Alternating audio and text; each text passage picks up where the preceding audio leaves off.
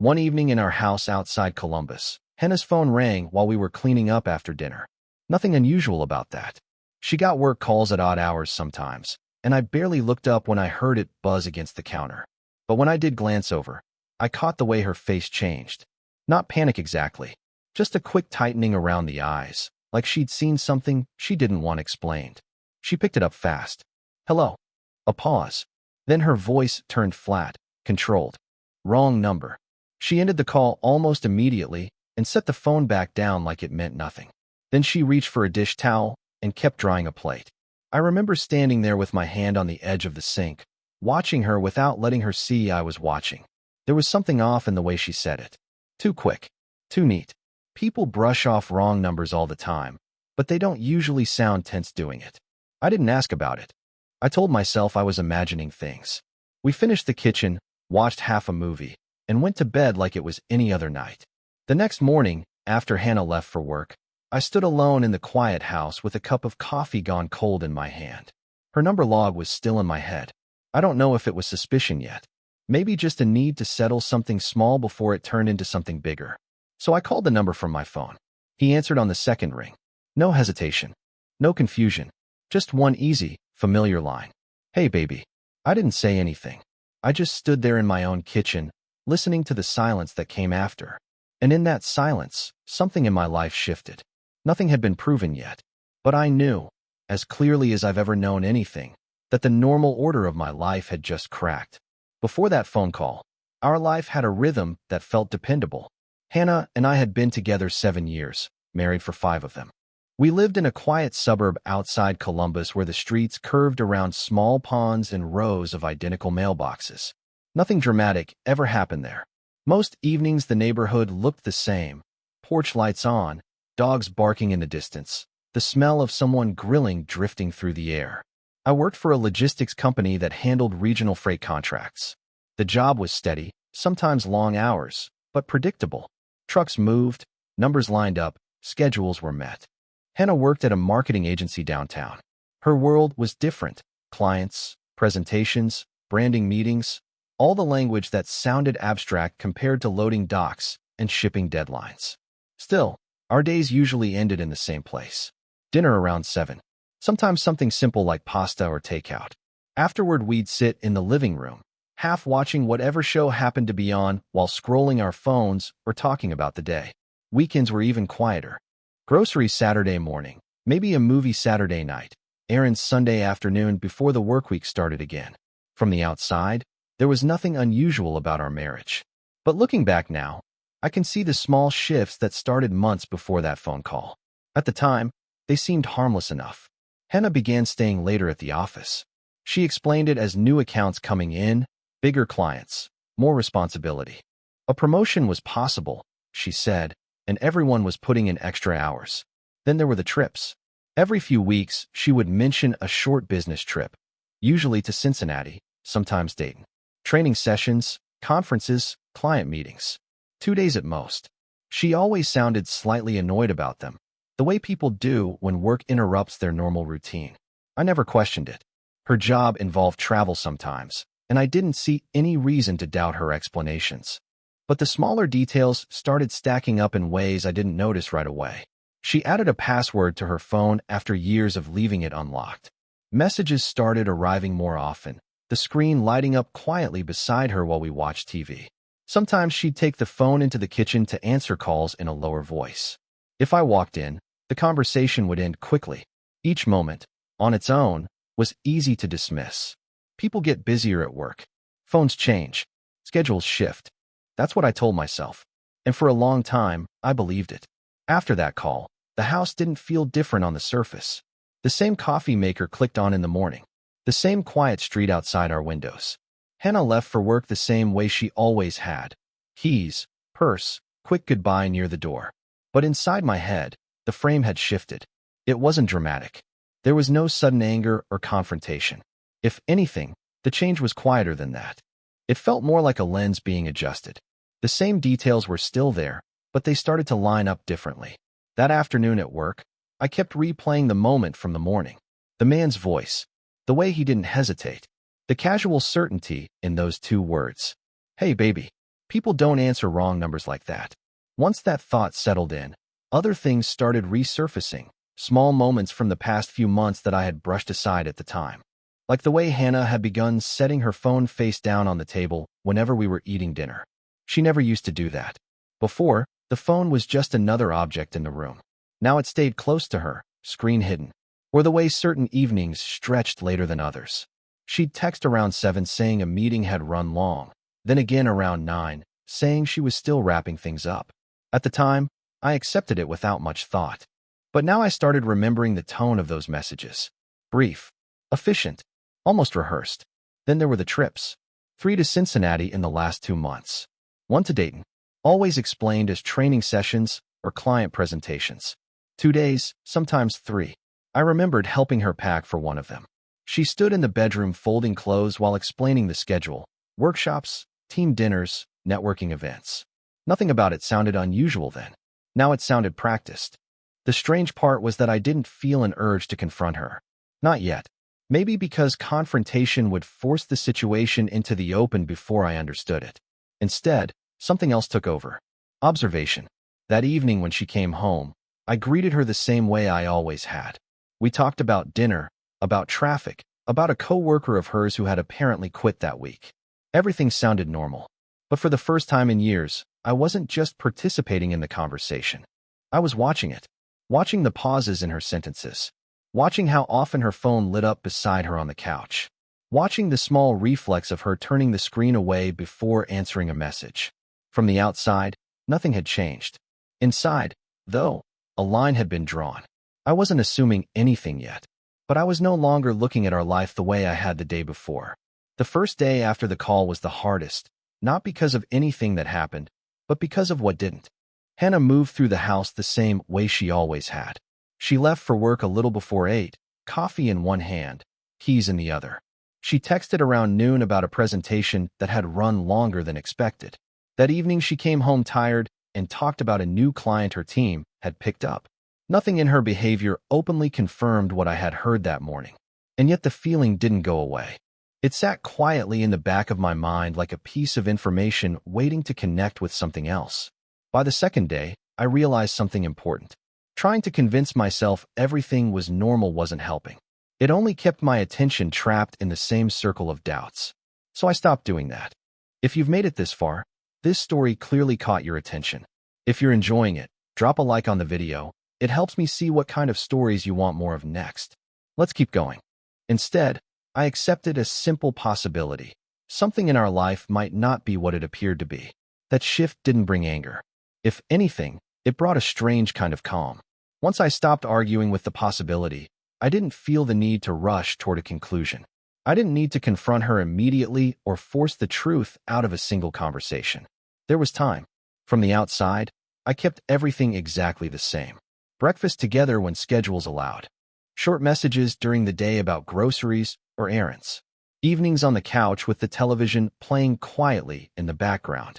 If Hannah noticed anything different about me, she didn't say it.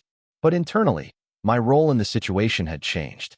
Before that phone call, I had been participating in our life without thinking much about it. Routine handled most of the decisions automatically. Now I was paying attention. When she mentioned another late meeting, I noticed the specific wording she used. When her phone buzzed during dinner, I noticed the way her hand moved quickly toward it. When she talked about work trips, I listened carefully to the details, cities, dates, names of coworkers. Not because I was trying to trap her in a lie, because I wanted to understand the pattern. The important part was staying patient. Reacting too quickly would only replace uncertainty with conflict, and conflict rarely produces clear answers. So I let things continue. Day after day, the routine stayed outwardly unchanged. Work, dinner, small conversations about ordinary things. But beneath that surface, something had shifted permanently. I was no longer trying to protect the story of our marriage. I was trying to see it clearly. Observation is quieter than suspicion. Suspicion pushes for answers. Observation waits. Over the next couple of weeks, I paid attention to things that normally would have passed unnoticed. Not in an obsessive way, just small notes in the back of my mind. Patterns. Hannah's late nights at work started to follow a rhythm. Tuesdays and Thursdays came up more often than other days. Sometimes she texted ahead of time, sometimes not. But those evenings almost always stretched past 9.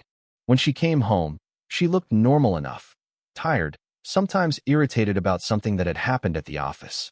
The stories were always detailed enough to sound convincing. Coworkers' names, clients, deadlines.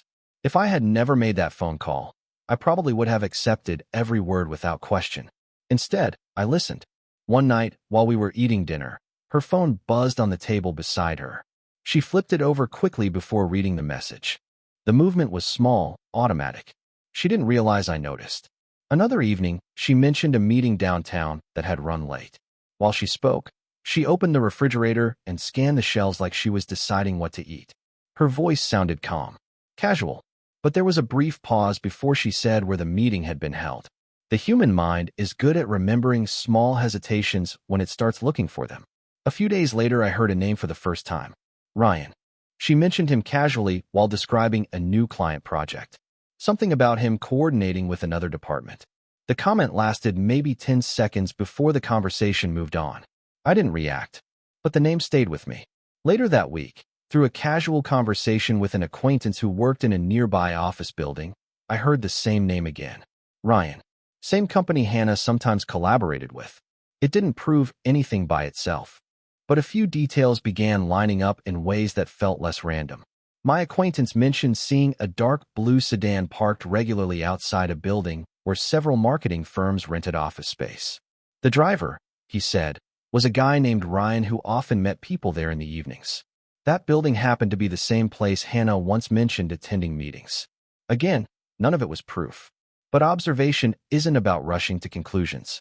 It's about allowing facts to accumulate naturally. I kept going to work. We kept eating dinner together. Our neighbors still waved when they walked their dogs past the house. From the outside, everything remained ordinary. Inside my head, though, the pieces were slowly finding their places. At some point, the situation stopped feeling like a private doubt and started looking more like a larger structure I hadn't noticed before. Until then, everything had revolved around the house, Hannah's schedule, and the small inconsistencies that had begun appearing in her stories. But once the name Ryan entered the picture, the perspective widened. People leave traces without meaning to. Social media was the easiest place to start. Not because it provides answers, but because it shows patterns of people's lives, who they spend time with, where they travel, what circles they move in. Ryan wasn't difficult to find. His profile was public enough to reveal the basics. He worked for a consulting company based in Dayton.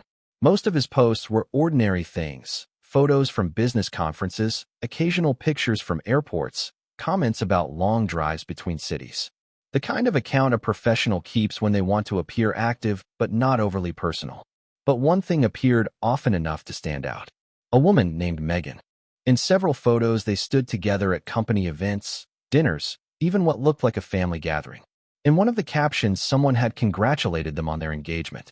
Megan was his fiancée. I sat at the kitchen table that evening scrolling slowly through the timeline, not with the feeling of discovering something shocking, but with the quiet recognition that the situation was no longer limited to my marriage.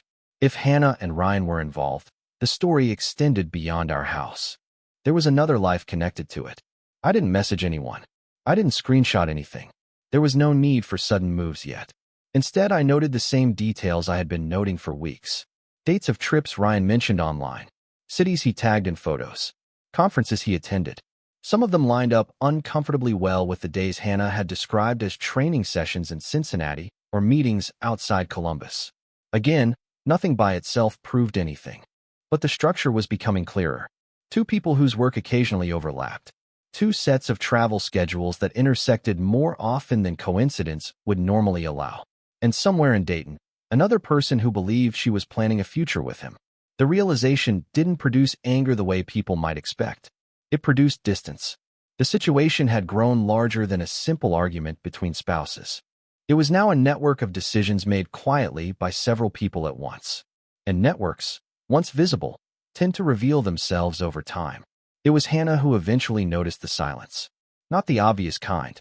We were still talking about ordinary things, groceries, work schedules, whether the lawn needed to be cut before the weekend.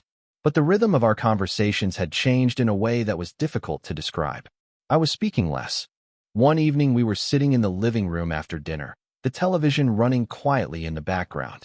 Hannah was scrolling through her phone while I looked over a few emails from work. After a few minutes, she lowered the phone and looked at me more carefully. "You've been quiet lately," she said. Her voice wasn't accusing. It sounded more like curiosity mixed with a small amount of concern. "Work's been busy," I answered. That was technically true. Freight schedules had been complicated that week, and we were juggling a couple of delayed shipments. But it wasn't the real reason. She studied my face for a moment. "You sure that's all?" I shrugged slightly. "Mostly." For a while, neither of us spoke. The television shifted scenes, casting different colors across the room. Eventually, she leaned back against the couch and folded her arms loosely. "You've seemed different," she said. The word hung in the air between us. Different. I thought about that for a second before answering. "Maybe I'm just paying attention more." She frowned slightly. "To what?" I didn't raise my voice. I didn't accuse her of anything directly. Instead, I said the only thing that felt necessary. Things that didn't seem important before. The room grew quiet. Hannah looked down at her phone again, then set it on the coffee table. Her fingers rested on the edge of it for a moment, as if she was deciding whether to pick it back up. "Is something bothering you?" she asked carefully. "Not bothering," I said. "Just noticing." She exhaled slowly. "You're being vague." "Maybe." She waited, but I didn't add anything else. The conversation had already reached the point where explanations would start replacing observations, and I wasn't interested in forcing that yet. Finally, she sat forward slightly. "If there's something you want to ask, just ask it." For the first time that evening, I met her eyes directly. "If there's something you want to tell me," I said calmly, "you can do that too." Neither of us spoke after that. The moment didn't explode into an argument the way scenes in movies usually do. There were no raised voices, no accusations thrown across the room. Just a quiet understanding that the distance between us had finally been noticed by both sides. After that conversation, nothing changed immediately. In fact, the next few days felt almost strangely normal. Hannah went to work each morning at the usual time. I followed my routine as well: coffee, traffic on the highway, the steady rhythm of trucks arriving and leaving the yard. We exchanged short messages during the day about ordinary things. Groceries, a package that had been delivered, whether we needed anything from the store. But something subtle had shifted. The silence between us had become acknowledged. Once that happens, people begin adjusting their behavior, even if they don't say so out loud. I noticed Hannah watching me more often. Not directly, but in those small sideways glances people use when they're trying to read someone's mood. At the same time, some of the details I had been observing quietly began changing on their own. Her phone still buzzed, but she checked it less openly when we were sitting together. A couple of evenings that she might normally have called late meetings suddenly ended at a normal hour. She came home earlier than usual on a Thursday and mentioned that a project deadline had been moved. I didn't comment. The name Ryan also stopped appearing in her casual work stories. For weeks before, she had mentioned different coworkers while describing projects or meetings. After our conversation, certain names seemed to disappear from those explanations. Again, I didn't point it out. I wasn't interested in pushing the situation toward a confrontation. The truth, when it's real, usually reveals itself without force. Around that same time, I noticed something else. Ryan's online presence changed slightly as well. A few of the recent photos with Megan were gone. Not all of them, but enough to stand out if you had already looked through the timeline carefully before. Comments from earlier posts had been removed, leaving gaps in conversations that once made sense. To someone casually scrolling, it might not have meant anything. But patterns don't disappear for no reason. The situation was beginning to move on its own, like a structure slowly losing support beams one at a time. Nobody around us said anything directly. Friends still invited us to small gatherings. Coworkers still asked normal questions about weekend plans. Yet beneath those everyday interactions, something had clearly started shifting. I didn't interfere with it. Sometimes the most powerful thing a person can do in a complicated situation is simply step back and allow the consequences to unfold naturally. And that's exactly what I did. The end of things rarely arrives in a single dramatic moment. More often, it happens the way winter turns into spring, slowly, almost quietly, until one day you realize the season has already changed. Over the following weeks, the distance between Hannah and me became something neither of us tried to hide anymore. We still lived in the same house. We still shared the same kitchen, the same driveway, the same quiet street outside. But the routines that once felt natural now moved carefully around each other, like two people walking through the same room without touching. Hannah stopped mentioning travel completely. The trips to Cincinnati disappeared from conversation as if they had never existed. Even her late nights at work became less frequent. She usually came home around the same time I did, sometimes earlier. But the change didn't repair anything. It simply confirmed what had already become clear. One evening, she stood in the kitchen with her back to the window while the last light from outside faded into the room. I was sitting at the table finishing a few emails from work. She didn't look at me when she spoke. I think we both know things aren't the same anymore. Her voice was calm, almost measured, as if she had spent time practicing the sentence before saying it. I closed the laptop and nodded once. Yeah, I said. There wasn't much else to add. For a few seconds, she remained standing there, fingers resting lightly on the edge of the counter. Then she turned slightly toward me. I didn't plan for things to end up like this. I believe that part, at least in a general sense. Very few people start situations expecting them to unravel their lives. Still, intention didn't change the outcome. I know, I said. She seemed to wait for something else. An argument, maybe, or a question about details neither of us had fully spoken out loud. But those details weren't necessary anymore. Eventually, she exhaled quietly and looked down at the floor. We should probably figure out what happens next. There it was. Not a confession. Not a dramatic apology. Just the quiet acknowledgement that the structure of our life together had reached its natural limit. I nodded again. Yeah, I said. We should. Outside. The streetlights came on one by one along the sidewalk, the same way they always did every evening. And in that moment, I understood something simple. The story had already reached its ending. Time has a way of simplifying things. Months later, when I think back to the moment our marriage truly changed, it doesn't come down to arguments or explanations. None of those ended up mattering as much as people think they will when they're standing inside the situation. What stayed with me was something smaller. One evening, a phone ringing in the kitchen, Hannah glancing at the screen before answering. Wrong number. At the time, it sounded like nothing. Just a quick dismissal, a minor interruption in an ordinary night. If I hadn't paid attention to the tone of her voice, maybe it would have stayed that way. But the next morning, I called the number myself. And when the man on the other end answered, he didn't hesitate. Hey, baby. That was it. No long investigation. No dramatic scene. Just a simple moment where the truth revealed itself clearly enough that everything afterward became a matter of accepting it. Looking back now, I understand something I didn't fully grasp then. Some things don't need proof collected over months or years. Sometimes a single moment is enough to show you the shape of reality. You just have to be willing to recognize it when it happens. Because the beginning of the end of my marriage wasn't a fight. It was a voice on the other end of a phone line. That's the end of this story. If you made it all the way here, consider subscribing to stay with us. I've placed a couple of recommended videos on screen for you. Pick one and keep watching. I'll see you in the next story.